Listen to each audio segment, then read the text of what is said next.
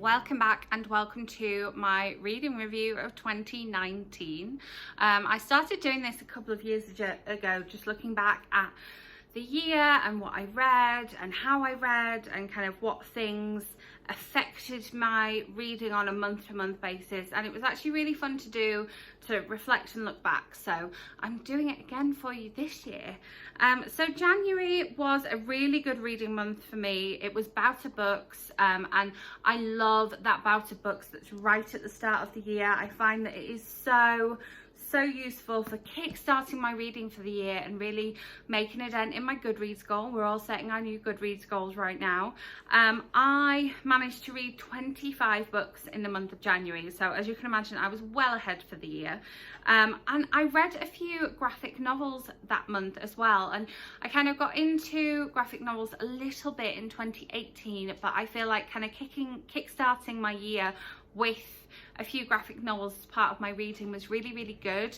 And the start of the year was quite busy for me, and so being able to pick up a book and kind of finish it in the one sitting was really helpful. And of course, you know, they help towards your bout of books, because I always have, unless I'm doing something specific like one bout of books, I was traveling between the UK and the US, so I obviously didn't have this goal then, but generally if I'm at home for bout of books, I will have a 7 in 7 goal, 7 books in 7 days. So a graphic novel was one of those in this case. My favourite book for this month was The Flight of Cornelia Blackwood by Susan Elliot Wright, which I don't have a copy of anymore because I lent it to someone because it's so amazing. But this book was kind of a big surprise for me. I knew I was going to like it, but I didn't realise I was going to love it, and so that's why it was my favourite book of the month. February was just a kind of weird month for me because I only actually read 4 books in the month of February, which doesn't kind of reflect what I was actually reading, because at the end of the month I just remember being in the middle of a ton of books on Goodreads. I was currently reading like a million different things. I think I was reading like 10 different things or something like that, and so I basically just didn't finish many books in the month of February. It's a short month, so it's excusable in some sense, but it just wasn't a great reading month for me. And I think Mum was here visiting and I was quite busy at work, and it was just didn't end up being a good reading month. 1 book a week is not my usual pattern. But my favourite book in the month of February was Rage Becomes Her by Soraya Chemaly, which again, I don't have a copy of because I gave it to somebody because I loved it so much. And everyone I know who's read this book has loved it just as much as I did. It's such a great book, and I'm glad that a non-fiction book was a standout in February for me. I know it doesn't reflect well that I only read 4 books and none of them were ebooks, but I really like the fact that it was a non-fiction book that made it to the top of the list in February. Then in March, I was back on track. I read 16 books in the month of March. And that's with me cutting my month short. If you watched my March wrap up, you'll know that I kind of finished it before traveling from Denver back home because my friend was having her second baby. So I went home for a couple of weeks, which is never like good reading time for me. So I cut March short and decided to kind of start my April reading from when I was on the plane, just so I could bring my March wrap up to you before I left, because I think I left on the 26th or something like that. So considering the fact that my March was the same length as my February, if not slightly shorter, and I read 16 books that month, it's pretty good going. I read quite a lot of poetry in the month of March. I was just in the mood for that. That was what was making me happy. And so it's interesting that it stood out like that when I was looking at my review of the year. And my favourite book in the month of March was The Princess and the Fangirl by Ashley Poston, and I got to go and meet her at an event here in Denver, either right before I went or right when I came back, and it was brilliant to be able to kind of ask her questions about the book and meet her and hear her talk about the book. And I just love this one. This one is a YA romance, and it's got amazing LGBTQ plus representation and just amazing main characters who have pink hair and are just wonderful, and I can't wait for the next book in this world to come along. I'm very excited for that one. And then on to April, read 15 books in the month of April, so kind of in line with my March, even though April was a little bit longer than March.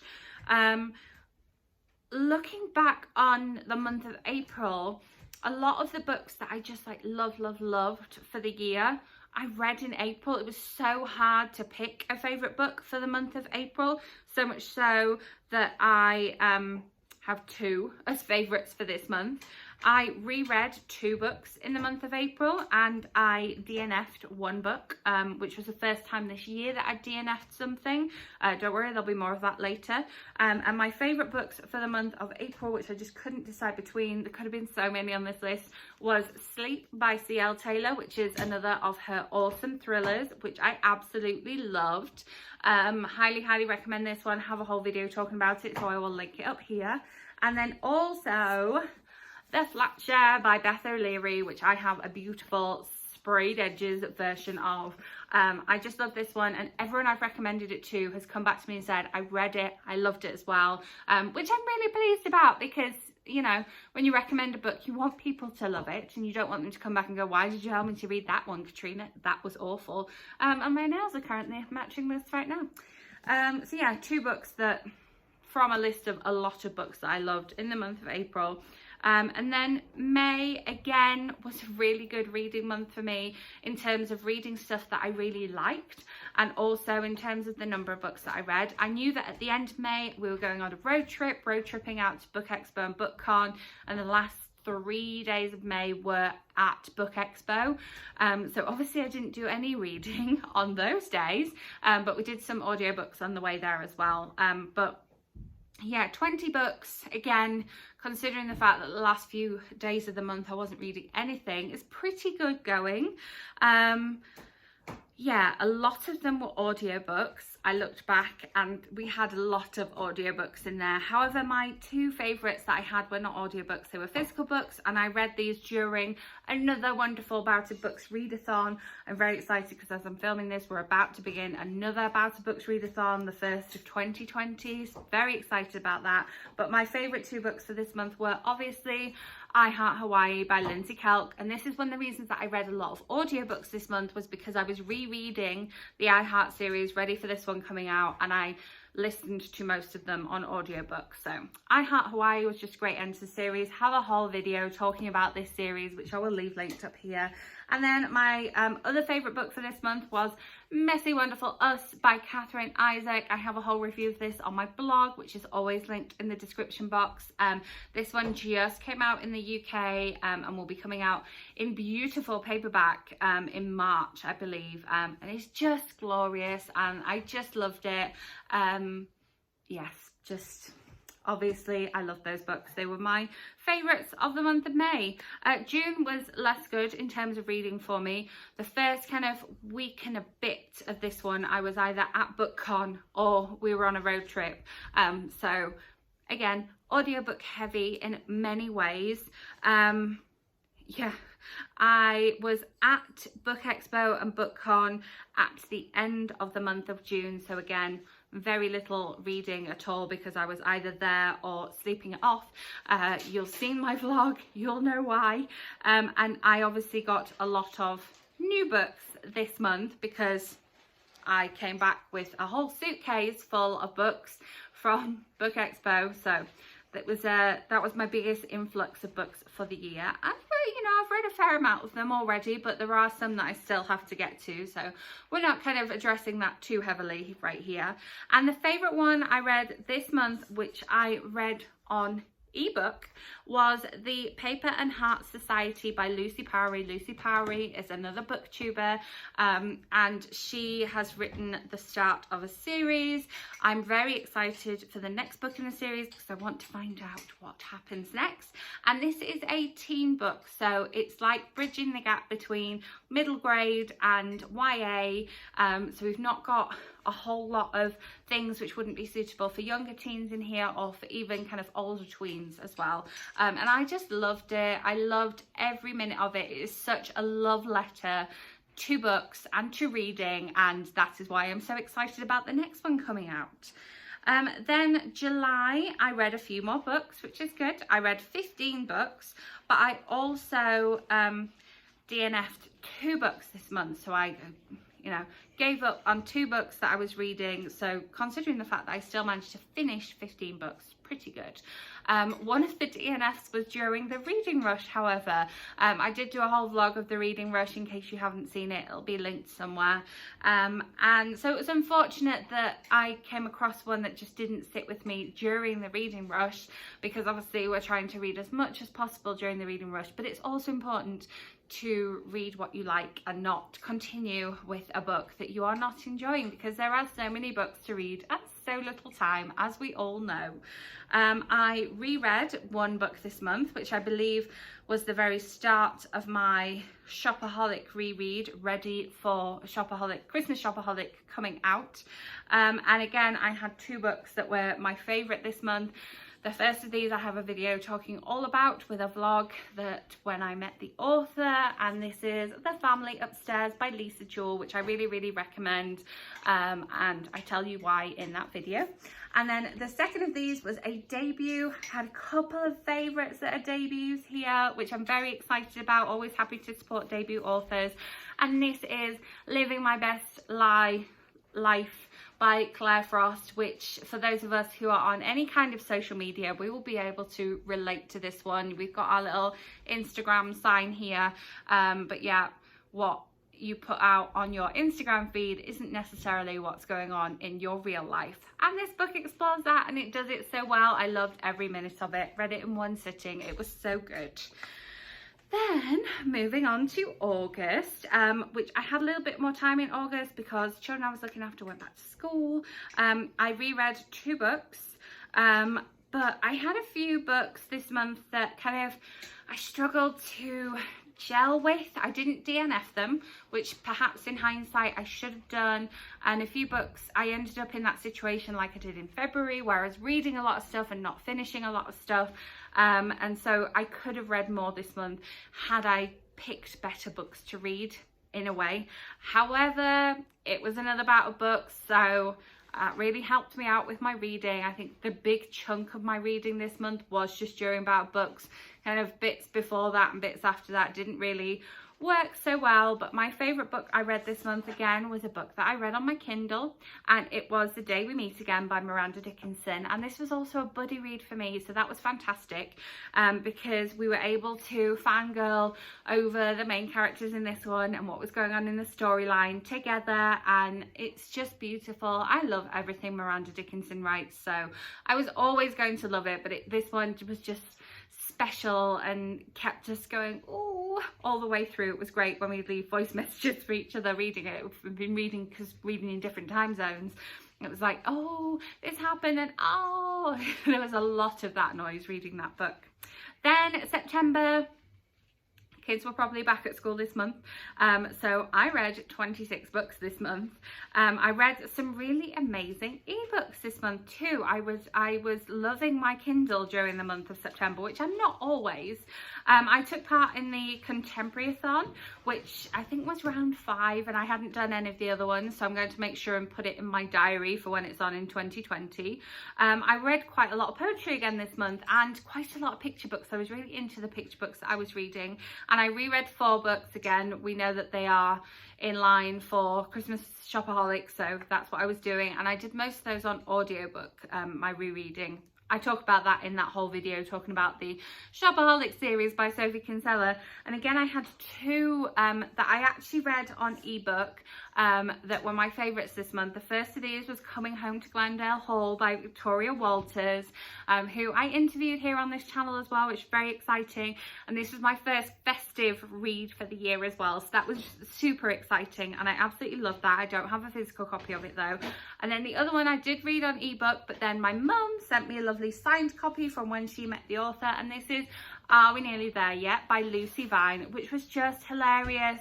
And just, I laughed my way through this one, and it's exactly what you want when fiction like this can just make you laugh out loud so much. And it was so relatable and so enjoyable, so I'm really pleased that I do have a finished signed copy of it. And then moving on to the month of October, we did obviously some more Christmas reading during October, because this is when all the books start coming out for Christmas. I only read 14 books this month, I think, because I was at Disney World at the end of the month, and kind of prepping for that before I went. It was snowy and that made me very anxious about going. I reread 3 books this month, again, Shopaholic series books. And I did vlog that trip to Disney World, so if you haven't seen my Disney vlogs, make sure you go and check those out. There's a whole playlist of them. And I did actually take part in another very short and quick readathon in the month of October, which I think was why I managed to read 14 books, even though I was away for a lot of October. And my favourite book in the month of October was The Christmas Wish List by Heidi Swain. Can you tell I love a Christmas book? The fact that 2 of my favourites of the year so far have been Christmas books. This one was just everything I needed it to be when it came along. It was snowing outside. I started listening to it. The characters were all just lovely to each other and just beautiful. And there is a teaching assistant in this one, and she lives life like a real teaching assistant. She has a lot of stuff to do and not a lot of time to do it in, and all the teachers are a little bit stressed out because it's Christmas, and that's what real life is like in a school. Yay, Heidi Swain for showing that in a novel. Absolutely loved that one. Then November historically for me is generally not a great reading month. I think we tend to go away for Thanksgiving because it's our wedding anniversary, the beginning of November this year. I was away in Disney World, so I was relying on some plane reading to get me through, and I did do some plane reading. I listened to a whole audiobook on the plane, which was good. But I think this month, it being non-fiction November, kind of really spurred me on. And even though out of the 17 books that I read, only 8 of them were non-fiction, so I still read more fiction, slightly, ever so slightly more. Yeah, even though 8 were non-fiction, it still felt like that was what was kind of pushing me and keeping me going. And I think because I set a goal to read some specific non-fiction books this month, I think that's what really helped me. And yeah, for that reason as well, I feel like this is the month where I stuck to my TBR the most, like looking at what my TBR looked like and what my wrap-up looked like. They were quite similar, even though I added in a few extra fiction books and a few extra non-fiction books. And then my favourite one of this month was The Other F Word, a celebration of the fat and the fierce, which I talk about in my top 10 non-fiction reads of the year. So if you want to know more details about that one, you can watch that video. And then moving on to December, the month that we have just exited. I met my Goodreads goal for the year, which is great. I normally start off my Goodreads goal as being around about the 100 mark, just because I kind of never know what's going to be going on with kind of my job or like whether we're moving situations. So I never want to go, oh yeah, I'm going to read the same as I did last year, because I don't know if the year's going to be the same as it was the year before. So I always set it, and then if I meet that by kind of June, then I will move it up and bump it up to 200. So I read 200. I think I ended up reading 208. But I met my Goodreads goal for the year, which is great. I read 18 books in the month of December, and I participated in Vlogmas, which there is a whole playlist of my Vlogmas videos in case you have missed any.